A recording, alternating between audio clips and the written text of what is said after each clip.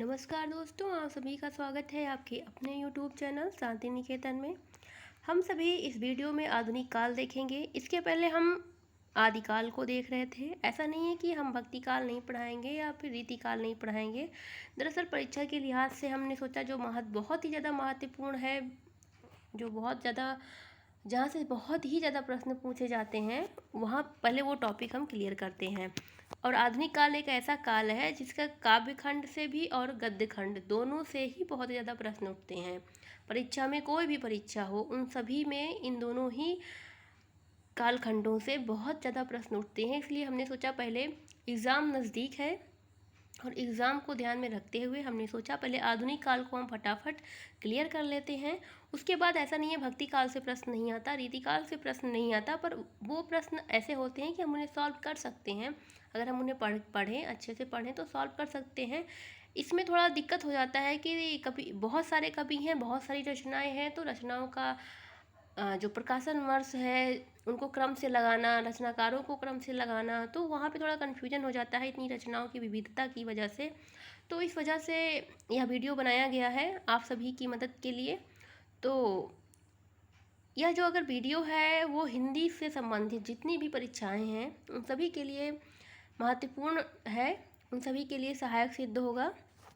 फिलहाल चलिए हम अपना ये वीडियो देखते हैं, हम अपना पढ़ते हैं। हमारा टॉपिक है आधुनिक काल। हम अपना आधुनिक काल देखते हैं। आधुनिक काल को जैसा कि मोटे मोटे तौर पे अगर हम देखें तो दो कालखंडों में बांटा ही गया है, जैसा कि शुक्ल जी ने तो बांटा ही है, उनके अनुसार अभी हम पढ़ेंगे। बट उससे पहले हम देख लें तो अगर आधुनिक काल जो हमारा है, पहला तो उसे काव्य खंड में बांटा गया है और दूसरा उसको जो बांटा गया है गद्य खंड में। दूसरा उसे बांटा गया है गद्य खंड में। पहला नंबर है काव्य खंड, दूसरा नंबर है गद्य खंड। आधुनिक काल का वर्गीकरण हम देख रहे हैं, ऐसे ही मोटे तौर पे समझ रहे हैं। बाकी कवियों के अनुसार, इतिहासकारों के अनुसार उन्होंने अपने हिसाब से कैसे किया है वो भी हम उनका वर्गीकरण देखेंगे। पहले हम ऐसे ही देख लेते हैं। काव्य खंड को अगर देखें तो कई भागों में बांटा गया, जैसे कि हम सभी जानते हैं काव्य खंड के अंतर्गत हमारा भारतेंदु युग आएगा, त्रिवेदी युग आएगा, छायावाद आएगा, प्रगतिवाद आएगा, प्रयोगवाद आएगा, नई कविता आएगी और प्रपदवाद, जो कि प्रयोगवाद के ही सापेक्ष में खड़ा हुआ था। तो प्रपदवाद है, साठोत्तरी कविता है जिसे कि हम समकालीन कविता कहते हैं, नवगीत आएगा, अनुगीत आएगा, गज़ल है, मंचीय कविता है, युवा पीढ़ी की कविताएं। ये सारे चीज़ें हमारे काव्य खंड के अंतर्गत हम सभी पढ़ते हैं, यहाँ से हमारे प्रश्न पूछे जाते हैं। गद्य खंड के अंतर्गत हम देखें तो हमारे हिंदी उपन्यास हैं, हिंदी कहानियों का विकास, उपन्यास का विकास, निबंध का विकास, आलोचना का विकास, जो अन्य गद्य विधाएँ हैं और जैसे जीवनी हुई और संस्मरण है, रेखाचित्र है, आत्मकथा है, तो ये सारी चीज़ें हम गद्य खंड में पढ़ते हैं। तो फिलहाल हमने ये मोटे तौर पे देखा। अब हम देखते हैं इतिहासकारों के अनुसार। तो सबसे पहले इतिहासकार हैं हमारे शुक्ल जी। पहले हम आधुनिक काल को समझेंगे, आप कंफ्यूज मत होइएगा। पहले हम इसमें आधुनिक काल समझेंगे, कुछ इतिहासकारों का वर्गीकरण देखेंगे। उसके बाद ये जो पूरा वीडियो है भारतेंदु युग पर है। हम पूरा भारतेंदु युग का अध्ययन करेंगे, जितनी भी महत्वपूर्ण कवि हैं, जितनी भी महत्वपूर्ण की रचनाएँ हैं, सब पर चर्चा की जाएगी। फिलहाल अभी शुक्ल जी को देखते हैं। शुक्ल जी ने आधुनिक काल का वर्गीकरण इस प्रकार से किया है। आधुनिक काल गद्य काल का इन्होंने वर्गीकरण किया। पहला पार्ट इनका बना काव्य खंड। काव्य खंड के अंतर्गत इन्होंने काव्य खंड का इन्होंने डिवाइड किया। नंबर 1 इन्होंने किया प्रकरण फर्स्ट। प्रकरण फर्स्ट के अंतर्गत इनका है पुरानी हिंदी काव्य धारा। इसका समय इन्होंने रखा है संवत 1900 से 1925। दूसरा पार्ट इन्होंने रखा प्रकरण सेकेंड। इसका नाम रखा गया नई काव्य धारा प्रथम उत्थान, जिसका समय है संवत 1925 से 1950, जिसे कि हम भारतेंदु युग के नाम से भी जानते हैं। तीसरा जो उनका खंड है प्रकरण थर्ड। प्रकरण थर्ड को नाम से जानते हैं नई काव्य धारा द्वितीय उत्थान, संवत है 1950 से 1975। चौथा पार्ट है नई काव्य धारा तृतीय उत्थान, संवत 1975 से आगे तक। तो यह था शुक्ल जी का काव्य खंड का विभाजन, और दूसरा है इनका गद्य खंड, वो सिर्फ ऐसे ही है। तो इस तरह ये इनका विभाजन था। और ये शुक्ल जी का विभाजन था। आप इसे एक बार फिर से देख लीजिएगा, क्योंकि कभी कभी पूछ लेता है कि प्रकरण सेकंड में इन्होंने किस संबंध में बात कही हुई है। दे देगा 4 विकल्प कि इन्होंने पुरानी हिंदी काव्यधारा है के नाम से जाना जाता है, या फिर प्रकरण सेकंड में नई काव्यधारा प्रथम उत्थान है, या फिर द्वितीय उत्थान है, या फिर तृतीय उत्थान है। तो अगर हम पढ़े रहेंगे तभी हम जान पाएंगे कि प्रकरण सेकंड में नई काव्यधारा प्रथम उत्थान है। क्योंकि ये प्रकरण सेकंड है और प्रथम उत्थान है, तो कभी कभी कन्फ्यूजन इससे हो जाता है, प्रथम द्वितीय से और सेकंड थर्ड से। फिलहाल अब हम देखेंगे हमारे दूसरे इतिहासकार हैं नगेंद्र। नगेंद्र के अनुसार हम देखेंगे इन्होंने काल विभाजन जो किया, इन्होंने पहला इनका था, इन्होंने पुनर्जागरण काल। पहला इनका क्या है? पुनर्जागरण काल।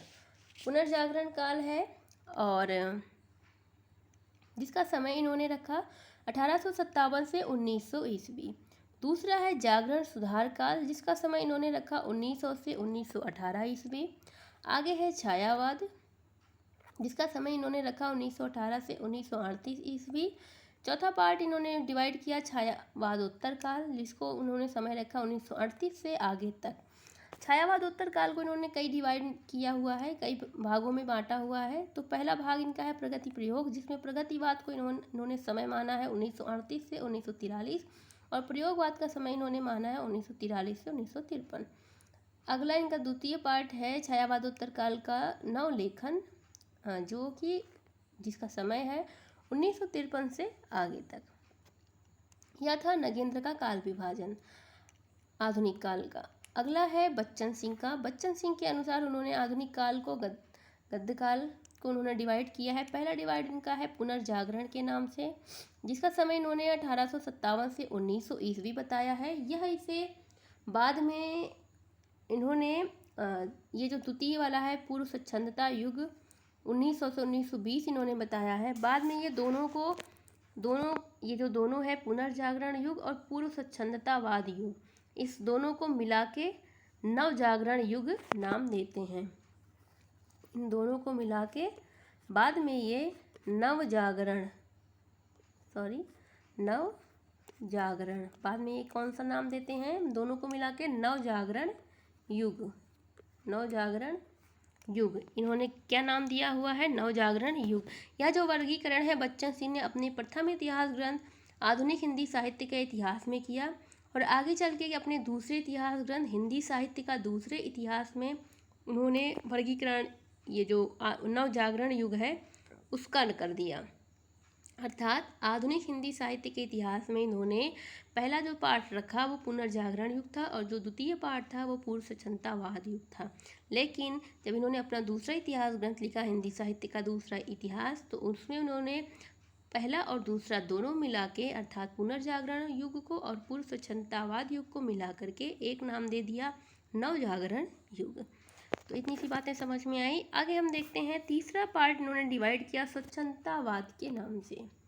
स्वच्छंदतावाद के नाम से इन्होंने डिवाइड किया, जिसका समय इन्होंने रखा 1920 से 1940 ईस्वी।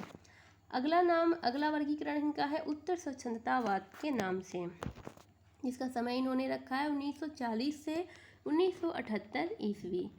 इसे ये जो उत्तर स्वच्छंदतावाद है इसे इन्होंने 7 खंडों में विभाजित किया हुआ है। इसको इन्होंने 7 खंडों में विभाजित किया है। उत्तर स्वच्छंदतावाद में प्रयोगवाद के अंतर्गत सप्तकेतर नाम से एक नया वर्गीकरण भी इन्होंने किया हुआ है। ये जो उत्तर स्वच्छंदतावाद है इसमें प्रयोगवाद में इन्होंने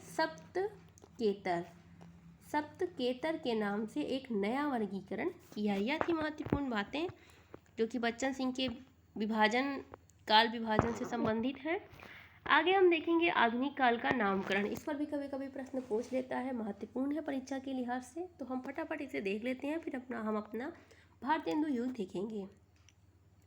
अगर हम नामकरण देखें तो नामकरण सबसे पहले हम भारतेंदु युग का देखते हैं। भारतेंदु युग का जो नामकरण है उसे नई काव्यधारा प्रथम उत्थान शुक्ल जी ने कहा है, पुनर्जागरण नगेंद्र ने कहा है, पुनर्जागरण युग ये दोनों कन्फ्यूजन करने वाले हैं, पुनर्जागरण काल नगेंद्र ने कहा है जबकि पुनर्जागरण युग बच्चन सिंह ने कहा है।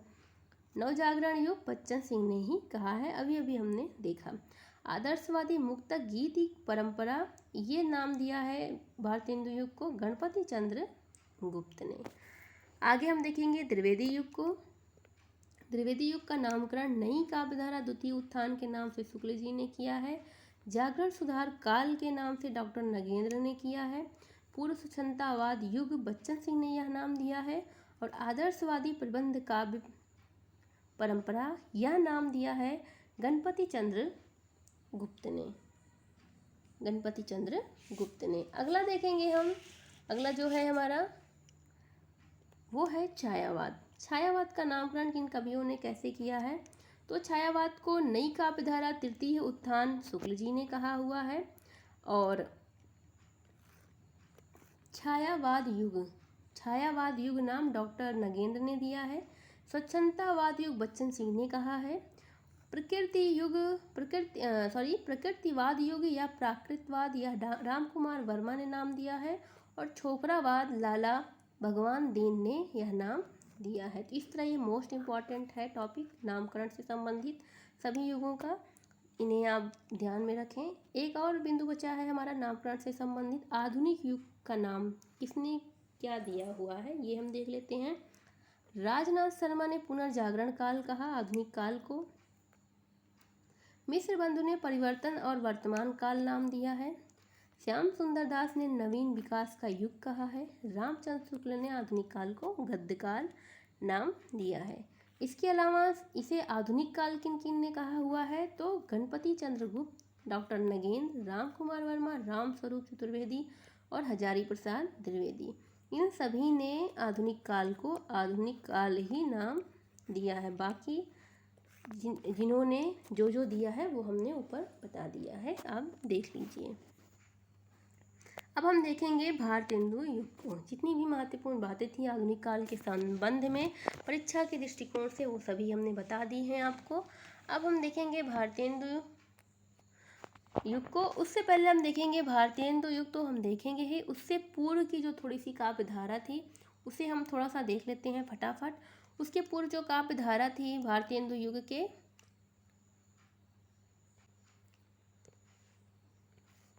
उसमें कुछ कवि हैं जिनकी महत्वपूर्ण रचनाएं हैं, वो भी थोड़ा परीक्षा के लिहाज से महत्वपूर्ण हैं, तो हम देख लेते हैं। पहले कवि हैं रघुराज सिंह, जिनकी रचनाएं हैं सुंदर शतक, राम स्वयंवर, रामर, शिकावली। अगले कवि हैं रघुनाथ दास राम स्नेही, जिनकी रचना है विश्राम सागर। मोस्ट इम्पॉर्टेंट रचना है, इसमें इन्होंने राम और कृष्ण के अवतारों की चर्चा की हुई है। अगले कवि हैं गोपाल चंद गिरधर दास, जिनकी रचनाएं हैं बहुत ही ज़्यादा महत्वपूर्ण, जिसमें है राधा स्रोत, गोपाल स्रोत, बलराम कथा अमृत, भारती भूषण अलंकार प्रधान रचना है। और इसके साथ ही जरासंध वध, यह भी एक महाकाव्य है। इस तरह अगले कवि हैं सेवक। अगले कवि का नाम क्या है? सेवक। सेवक की रचना है वाग्विलास और नखशिख, दोनों ही महत्वपूर्ण हैं। आगे हैं सरदार कवि, जिनकी रचनाएं इस प्रकार हैं सरसी साहित्य, हनुमत भूषण, तुलसी भूषण, साहित्य सुधाकर और रामलीला प्रकाश। तो इस तरह या कुछ हैं, जिसमें साहित्य सुधाकर इनकी इम्पॉर्टेंट रचना है जो कि परीक्षा में पूछा जाता है। आगे हम देखें तो आगे हैं हमारे रचनाकार रामदास, जिनका मूल नाम राजकुमार बताया जाता है, इनका नाम भी पूछा जाता है कभी कभी, तो इनका मूल नाम था राजकुमार। इनकी रचनाएं हैं कवि कल्प द्रुम, जो कि ध्वनि शास्त्र पर आधारित ग्रंथ है। अगले कवि हैं चंद्रशेखर वाजपेयी, जिनकी महत्वपूर्ण रचना है रसिक विनोद, इम्पॉर्टेंट है। आगे हम देखेंगे अगले हमारे कवि हैं बैजनाथ द्विवेदी, जिनकी रचनाएं हैं सीताराम भरण मंजरी, राम रहस्य, चित्राभरण, उद्दीपन श्रृंगार, वामा विलास। मोस्ट इम्पॉर्टेंट है इनकी रचनाएं, बहुत ज़्यादा पूछा जाता है, खास तौर पर सीताराम भरण मंजरी, राम रहस्य, चित्राभरण, उद्दीपन श्रृंगार और वामा विलास। आगे हम देखेंगे अगले कवि हैं लच्छीराम, इन्हें लच्छीराम भी कहा जाता है, कहीं कहीं यह नाम भी मिलता है। इनका एक नाम और है ब्रह्म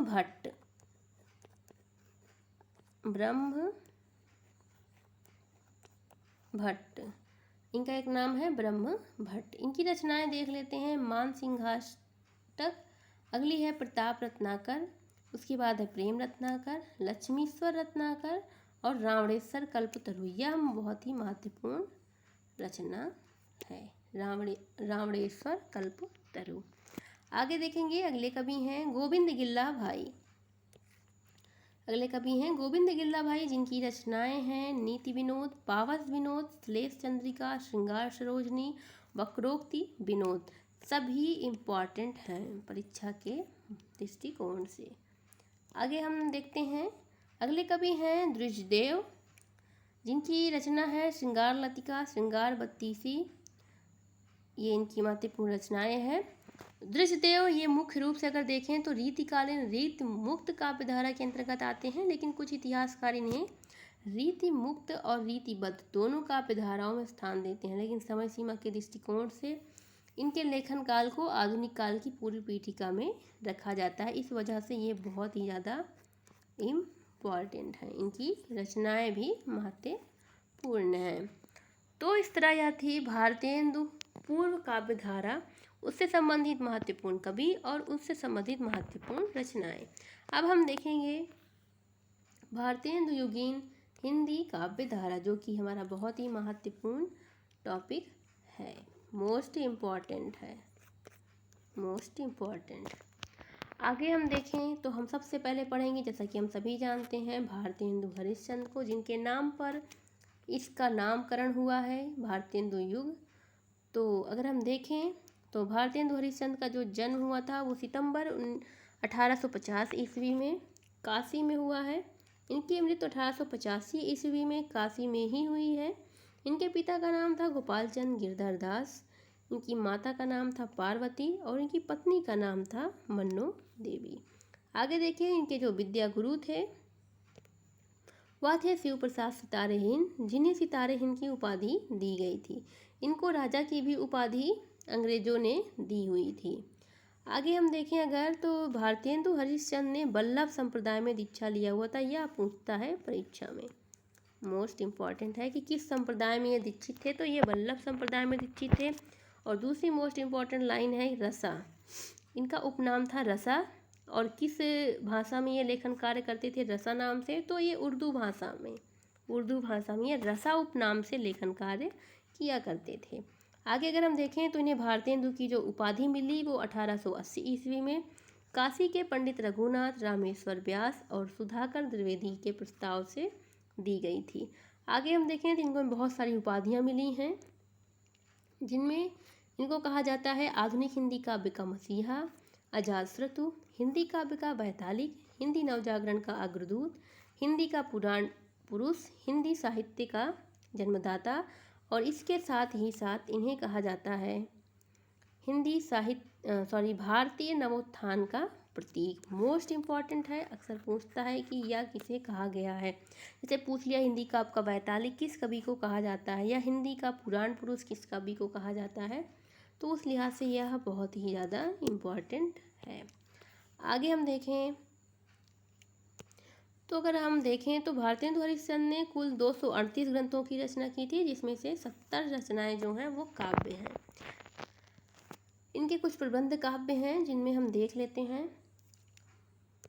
प्रबंध काव्य जो हैं वो देख लेते हैं, भारत भिक्षा, भारत वीरत्व, विजय वल्लरी, विजयनी विजय वैजयंती पताका, जातीय संगीत, रिपुनाष्टक, तन्मय लीला। इसके साथ ही है रानी छद्मलीला, शुभागमन वर्णन। यह थी इनकी प्रबंध काव्य। फिर से देख लेते हैं, भारत भिक्षा, भारत वीरत्व, विजय वल्लरी, विजयनी विजय वैजयंती पताका इसे भी कहा जाता है, जातीय संगीत, रिपुनाष्टक, तन्मय लीला, रानी छद्मलीला और शुभागमन वर्णन। तो यह थी इनकी प्रबंध काव्य से संबंधित रचनाएं। आगे हम देखेंगे अन्य रचनाओं में इनके, तो हम उनकी अन्य रचनाएं हैं भक्त सर्वस्व, प्रेम मालिका, प्रेम फुलवाली, प्रेम सरोवर, प्रेमाशु वर्णन, वैशाख महात्म।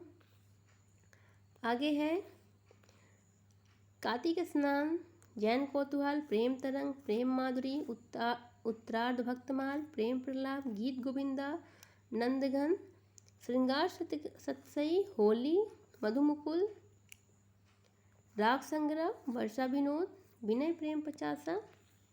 आगे है कृष्ण चरित्र, चतुरंग, दैन्य प्रलाप, लावनी, बसंत होली, मुँह दिखावनी, नए जमाने की मुकरियाँ। आगे है उर्दू का स्यापा, प्रातः समीरन, बकरी विलाप, निवेदन पंचक, वेणुगीत। कुछ और बची हैं, बंदर सभा और विजय वल्लरी। तो यह थी कुछ रचनाएं, जितनी भी अधिकतर पूछी गई हैं परीक्षा में वो सभी हमने यहाँ ऐड कर लिया है। तो आप एक बार फिर से इसे रिवर्स करके देख लीजिएगा। आगे हम देखते हैं कुछ महत्वपूर्ण बिंदु हैं जिन्हें, तो 1868 ईस्वी में इन्होंने मासिक पत्रिका का विवचन सुधा का संपादन काशी से किया था, जो कि आगे चल करके पाक्षिक और साप्ताहिक हो गई थी। आगे देखें तो 1873 में मासिक पत्रिका हरिश्चंद्र मैगजीन का इन्होंने संपादन किया काशी से। 8 अंकों के बाद इसका नामकरण हरिश्चंद्र चंद्रिका कर दिया गया और दोबारा इसका जो नाम चेंज करके 1884 में निवेदिता रख दिया गया। बहुत ही महत्वपूर्ण बिंदु हैं, आप ये सभी ध्यान में रखिएगा। अगला है सन 1874 ईस्वी, काशी से इन्होंने एक पत्रिका का प्रकाशन किया जिसका नाम था बाला बोधनी। मासिक पत्रिका थी और जिसका मुख्य उद्देश्य अगर देखें तो स्त्री शिक्षा था। मोस्ट इम्पॉर्टेंट है, पूछता है परीक्षा में। स्त्री शिक्षा पर आधारित यह पहली पत्रिका थी। कहा जाता है कि कुछ समय बाद इसे त्रैमासिक कर दिया गया था। आगे देखें तो भारतेंदु हरिश्चंद्र ने तदीय समाज के प्रचार प्रसार के लिए भागवत भक्ति तोषणी नाम से पत्रिका का भी संपादन किया था। 1870 ईस्वी में काशी में इन्होंने कविता वर्धनी सभा की स्थापना की, जबकि 1873 में पेनी रीडिंग क्लब और तदीय समाज की स्थापना की। 1873 में ही भारतेंदु ने अपने इतिहास पर ग्रंथ कालचक्र का संपादन भी किया हुआ था। तो जितनी भी महत्वपूर्ण बातें हैं हम यहाँ देख लिए हैं। एक और पॉइंट बचा है, हिंदी नई चाल में ढली है। मोस्ट इम्पॉर्टेंट लाइन है, बहुत बार पूछी गई है परीक्षाओं में। यह जो लाइन है पूछा जाता है किसने कहा है, तो यह जो लाइन है वो भारतेंदु हरिश्चंद्र की रचना है और ये लाइन इन्होंने किस में कहा है, तो यह लाइन इन्होंने अपनी पत्रिका हरिश्चंद्र मैगजीन में कहा है। तो यह बहुत ही महत्वपूर्ण है यह लाइन। आगे हम देखते हैं भारतेंदु हरिश्चंद्र से संबंधित जितनी रचनाएं थी, जितने महत्वपूर्ण तथ्य परीक्षा में पूछ सकते हैं, हमने सभी को कवर कर लिया है।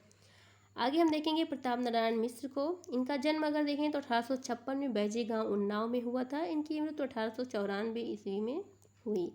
ये भारतेंदु युग के ऐसे कवि हैं जिन्होंने अपनी कविताओं में अवधी भाषा का प्रयोग किया है। इनकी रचनाओं में अगर हम देखें तो प्रेम पुष्पांजलि या फिर इसे प्रेम पुष्पावली भी कहते हैं। अगली रचना है मन की लहर, मोस्ट इम्पॉर्टेंट है। आगे है आला उदल खंड। अगली है श्रृंगार विलास। इसके बाद है लोकोक्ति शतक, ब्रैंडला या ब्रैंडला का स्वागत, संगीत शाकुंतल, होरी है, दीवाने बरहम, ये उर्दू की कविताएं हैं। रसखान शतक, इसका इन्होंने संपादन किया था। आगे देखें तो है बुढ़ापा, गौरक्षा, हरगंगा, ककराष्टक, प्रबोधनी, प्रताप लहरी, नवरात्र के पर्व। यह थी इनकी महत्वपूर्ण रचनाएं। और आगे हम देखेंगे इनकी महत्वपूर्ण कुछ बिंदुओं को। आप रिवर्स करके रचनाओं को फिर से देख सकते हैं। इन्होंने अपनी कविता हिंदी की हिमायत में हिंदी हिंदू हिंदुस्तान का नारा दिया, मोस्ट इम्पॉर्टेंट है। आगे देखें तो मोस्ट इम्पॉर्टेंट एक और लाइन है, बाल मुकुंद गुप्त ने भारतेंदु को भारतेंदु युग का अग्रदूत और सर्वश्रेष्ठ कवि कहा, जबकि इन्होंने प्रताप नारायण मिश्र को भारतेंदु का दूसरा अवतार माना है। किसने माना है? बाल मुकुंद गुप्त ने। यह भी आप ध्यान में रखिए। इनकी कुछ पंक्तियां हैं अगर हम देखें तो प्रताप नारायण मिश्र की ये बोलते हैं, सब धन लिए जात अंग्रेज, हम केवल लेक्चर को तेज। एक और लाइन है, पढ़े कमाए कीन हो कहाँ, हरिन देश कलेश, जैसे कंता घर रहें वैसे रहें विदेश, विदेश होगा, वैसे रहें विदेश। ये इनकी कुछ रचनाएं थी, ऐसे हमने नोट करा लिया।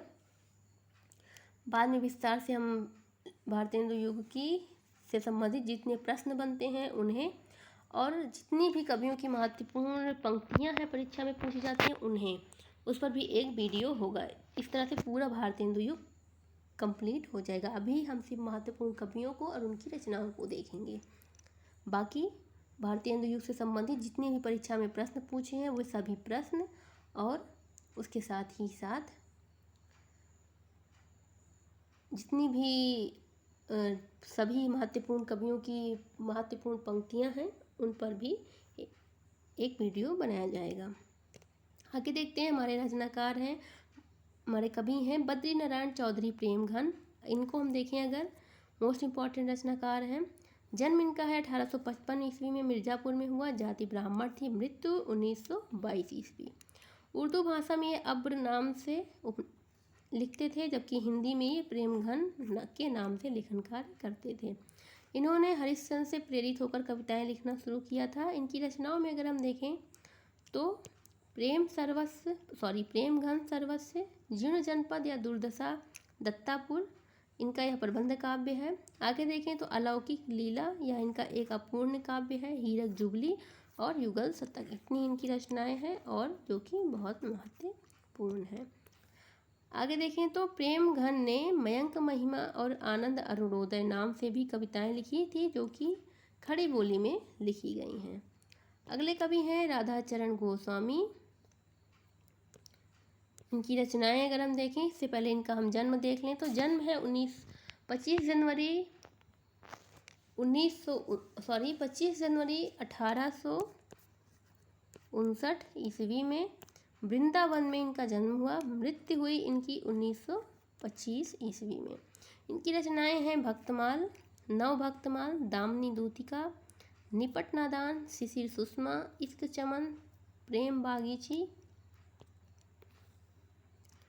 भ्रमर गीत, विधवा विलाप, बारहमासी, पश्चिमी आंधी, यमलोक की यात्रा, रेलवे स्रोत, यह इनकी कुछ महत्वपूर्ण रचनाएं थी। कुछ इनके बारे में महत्वपूर्ण बिंदु है, देख लेते हैं कि इन्होंने वृंदावन में कवि कुल कौमुदी नाम से एक संस्था की स्थापना की थी। क्या नाम था संस्था का? कवि कुल कौमुदी। एक मिनट फिर से लिख रही हूँ।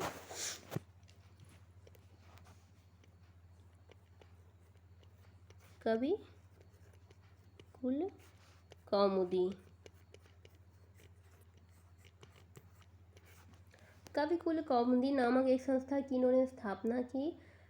सन 1924 ईस्वी में राधाचरण गोस्वामी को भारतीय हिंदी साहित्य सम्मेलन का सभापति भी नियुक्त किया गया था। इनकी कविताओं का जो प्रकाशन है वो 1873 से ही हरिश्चंद्र चंद्रिका में होने लगी थी। इनकी एक महत्वपूर्ण प्रकृति है, मैं हाय हाय दे हाय पुकारो, भारत की डूबी नाय उबारो कोई। इसके अलावा एक महत्वपूर्ण बिंदु यह है इनके बारे में कि इन्होंने वृंदावन से भारतेंदु नामक मासिक पत्रिका का प्रकाशन किया था। इनकी मासिक पत्रिका का नाम क्या है? किसके बारे में बात कर रहे हैं? राधाचरण गोस्वामी के बारे में। राधाचरण गोस्वामी ने भारतेंदु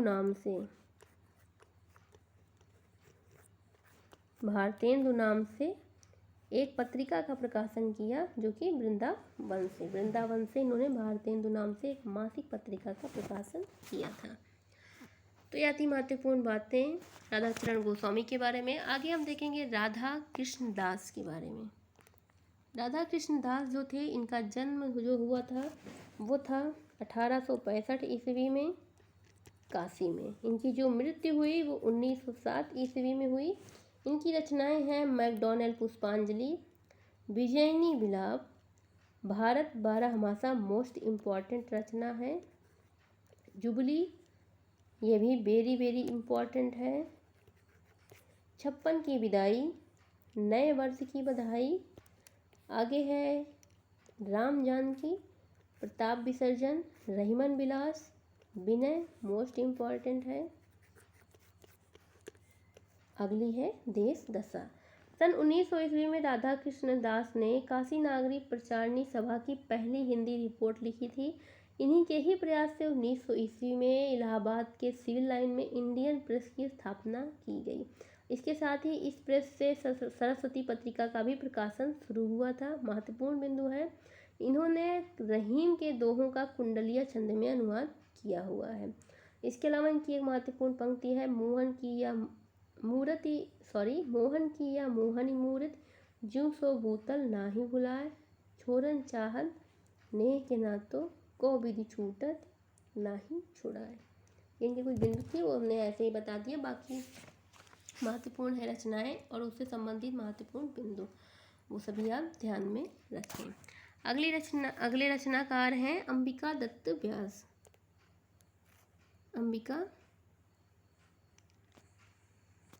अंबिका दत्त व्यास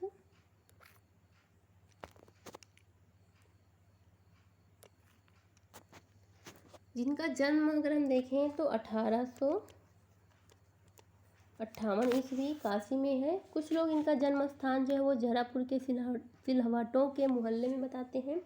इनके पिता जो थे वो दुर्गा दत्त व्यास थे, जो कि स्वयं एक बहुत अच्छे कवि और समस्या पूर्तिकार के रूप में जाने जाते हैं।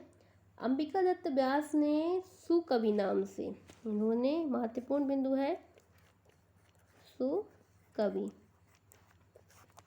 सुकवि नाम से समस्या पूर्ति किया था। मोस्ट इम्पॉर्टेंट है, इन्हें सुकवि नाम की जो उपाधि थी वो किसने दी थी? वो भारतेंदु हरिश्चंद्र ने कविता वर्धनी सभा की सलाह पर इन्हें सुकवि की उपाधि दी थी और सुकवि के नाम से ये समस्या पूर्ति किया करते थे। इनकी महत्वपूर्ण रचनाएं हैं सुकवि सत्सई, पावस पचासा, हो होरी है, अवतार मीमांसा, काव्य मीमांसा, आश्चर्य वृत्तांत के बारे में अगर हम देखें तो इस नाम से इन्होंने अपनी आत्मकथा भी लिखने की कोशिश की थी। अगली रचना है आनंद मंजरी, बिहारी बिहार, ताश कौतुक पचीसी। बिहारी बिहार पे अगर देखें तो बिहारी सत्सई की कुंडलिया छंद में लिखी गई टीका है, जिसे आचार्य शुक्ल ने रोला छंद में लिखा हुआ मानते हैं। बाकी इनकी रचनाएं हैं समस्या पूर्ति सर्वस्व और रसीली कजरी। अंबिका दत्त व्यास ने पीयूष प्रवाह और काशी वैष्णव पत्रिका का संपादन किया था। कौन कौन सी? पीयूष प्रवाह और एक है काशी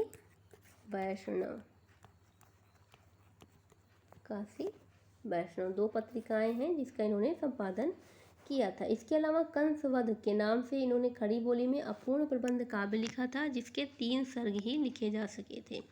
ये भारतीय युग के एकमात्र ऐसे कवि हैं जिन्होंने अपने कवि जीवन की शुरुआत समस्या पूर्ति के माध्यम से किया था। मोस्ट इम्पॉर्टेंट बिंदु हैं, आप इन्हें ध्यान में रखें। अगले कवि हैं हमारे ठाकुर जगमोहन सिंह।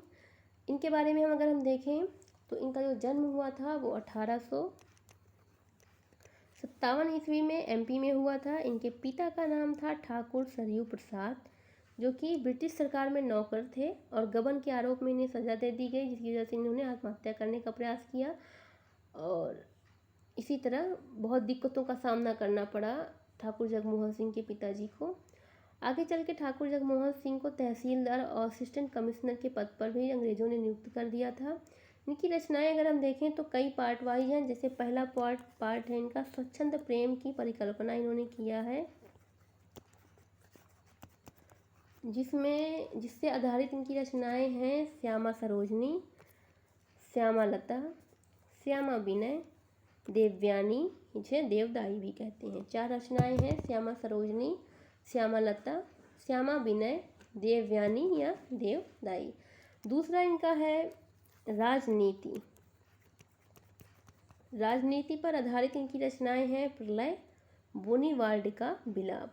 तीसरा है इनका पौराणिकता को आधार मानकर इन्होंने जो रचनाएं लिखी हैं वो है ओंकार चंद्रिका और देवयानी।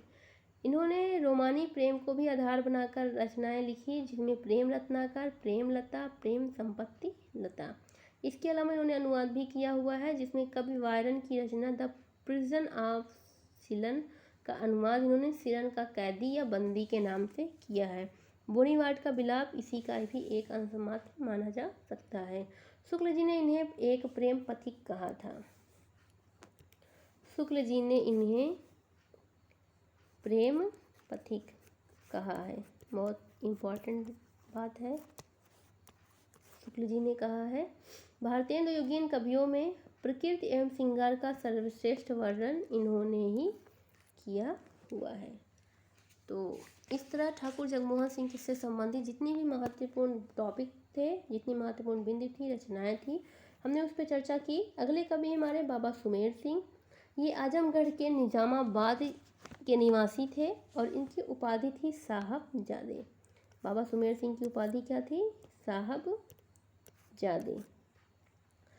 और इनकी रचनाएं अगर हम देखें तो प्रेम प्रकाश, करुणाभरण, बिहारी सुमेर जो कि बिहारी सत्सई की टीका है, और जफरनामा। प्रेम प्रकाश है और करुणाभरण है, बिहारी सुमेर है और जफरनामा है। इस तरह ये इनकी रचनाएं हैं। अगले हमारे जो हैं कवि हैं वो है सुधाकर द्विवेदी। इनका जन्म स्थान है खजुरी ग्राम बनारसी। 1887 में इन्हें हीरक जयंती के अवसर पर महामहोपाध्याय की उपाधि से संबोधित किया गया था और इन्होंने तुलसी सत्सई को आधार बनाकर तुलसी सुधाकर के नाम से ग्रंथ लिखा है। किस नाम से? तुलसी सुधाकर के नाम से। इनकी अन्य रचनाएं हैं राम कहानी और माधव वचन। अगले कवि हैं हमारे बालकृष्ण वर्मा बलबीर। ये बलबीर और वीर कवि के नाम से लेखन कार्य भी किया करते थे। बलबीर और वीर कवि ये इनका उपनाम है। इन्होंने बलबीर पचासा नामक ग्रंथ लिखा था। यह इनकी महत्वपूर्ण। इन्होंने एक पत्रिका का पत्र निकाला था जिसका नाम था भारत जीवन। एक और कवि हैं, उनका वर्णन हमने यहाँ नहीं किया है। उनका नाम है रामकृष्ण देव शरण जो कि गोप उपनाम से लेखन कार्य करते थे। उनका ग्रंथ का नाम है प्रेम संदेशो, मानचरित्र और माधुरी रूपक। अगले कवि हैं लाला सीताराम।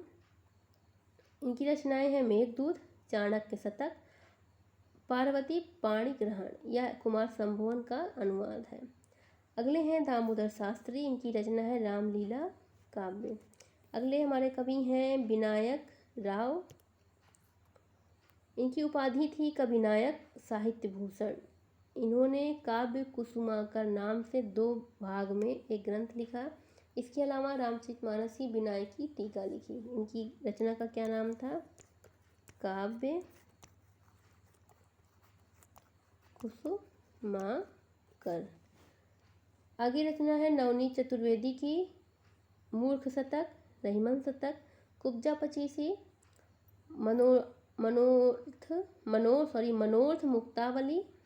मुक्तावली, छंद नवनीत और हरिहराष्टक। ये इनकी महत्वपूर्ण रचनाएं हैं। आगे हैं बाबू तोताराम। इन्होंने भारत बंधु नामक पत्रिका का प्रकाशन किया और लाल लाइब्रेरी और भाषा संवर्धिनी सभा की स्थापना की। इनके बारे में 2 बिंदु हैं। भारत बंधु पत्रिका पूछता है, इसका प्रकाशन इन्होंने किया, और लॉयल लाइब्रेरी और भाषा संवर्धनी सभा की स्थापना की। अगले हैं कवि गुलाब सिंह। इनकी रचना है प्रेम सत्सई।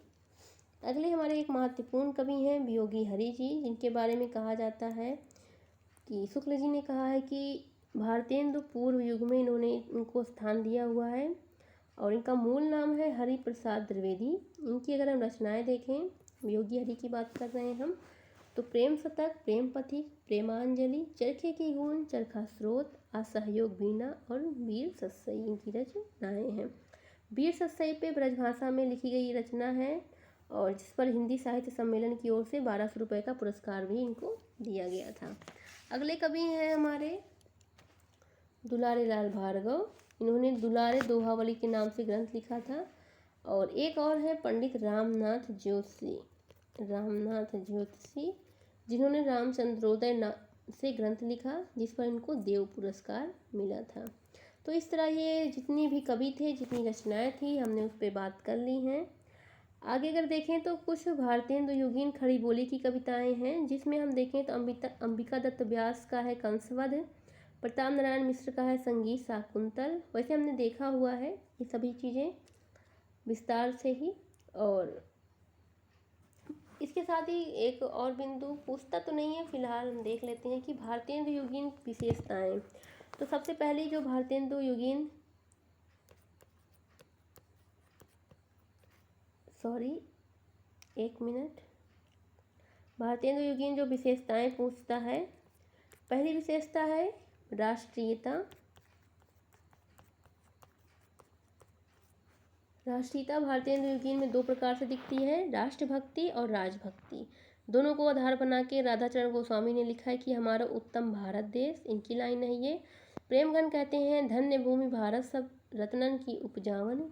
भारतेंदु हरिश्चंद्र कहते हैं भीतर भीतर सब रस्सू से हंस हंस के तन धन मुँह से, जाहिर बातन में अति तेज, क्यों सकी सज्जन नहीं अंग्रेज। अंबिका दत्त व्यास का कहना है जयति राज राजेश्वरी जय जय परमेश। प्रेमगन कहते हैं कि राजभक्ति भारत सरिस और ठौर कहूँ नहीं। राष्ट्रीयता को आधार बना करके कुछ कविताएं भी लिखी गई हैं, जैसा कि हम सभी ने देखा है। भारतेंदु हरिश्चंद्र ने भारत बिच्चा, रिपुनाष्टक, विजय वल्लरी, विजयिनी, विजय वैजयंती नामक कविताएं लिखी। प्रेमगन ने स्वागत, आनंद, अरुणोदय, हार्दिक, हर्षादर्श नामक कविताएं लिखी। प्रताप नारायण मिश्र ने महापर्व, नया संवत के नाम से रचनाएं लिखी। और राधा कृष्ण दास ने भारत बारहमासा और विनय जुगली नामक रचनाएं लिखी। दूसरी जो विशेषता है वह है सामाजिक चेतना।